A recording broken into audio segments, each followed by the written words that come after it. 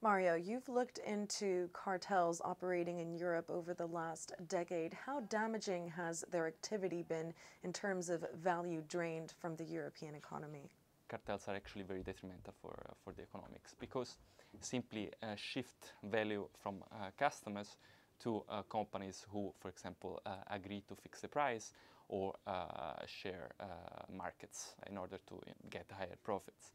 We estimate that collusion, calculated over a period of about 12 years, could drain an amount of value which correspond to up to, let's say, 3% of the euro area GDP in 2012. So we are talking about 300 billions of euros. So it's a huge, of course, amount of value which is shifted from customers to companies. As a result, the European Commission has increased their fines to prevent cartel activity, but at the same time, you've observed that since the financial crisis, they've been more lenient towards companies. Well, yes, there are some institutional mechanisms that allow the Commission to modify the fines, to lower them when a fine would be too high compared to what a company would be able to afford.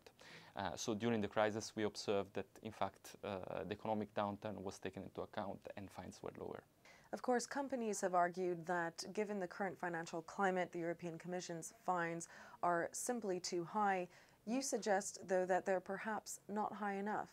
Well, using some conservative assumptions, we estimate how much companies would gain by entering into a cartel and compare those gains with the actual fine that is delivered. Well, we see that in few cases, actually fines do not even offset the gain that those companies made by entering into cartel.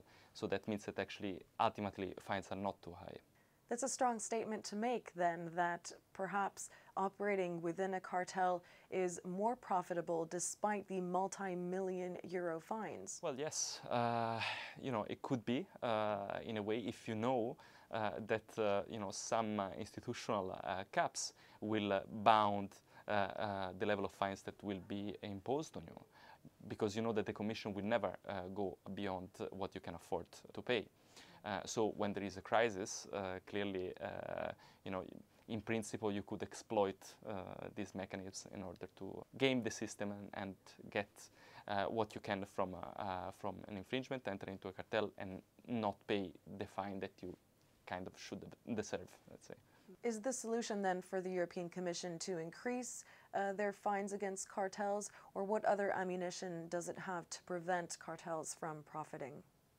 Well, too high fines could be damaging. In a way, yes, if there is a possibility that the fine is delivered when the company is innocent. Normally, fines are not reflected in higher prices. That's, like what economic theory suggests.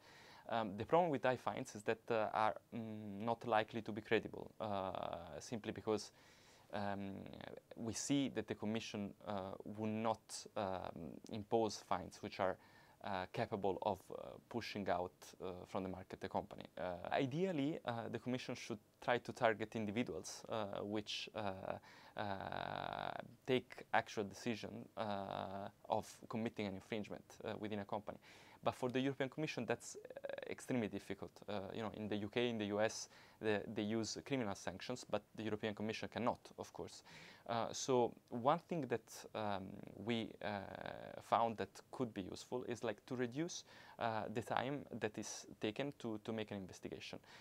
Because if the fine is delivered earlier in the process, then clearly individuals and companies feel the fine somehow more. That in net present value, the fine is actually higher because it's closer to the moment in which the company decides to commit the infringement. So that's an option, reducing the investigation time, increasing resources spent for making investigation can, in fact, increase, let's say, the severity of a fine.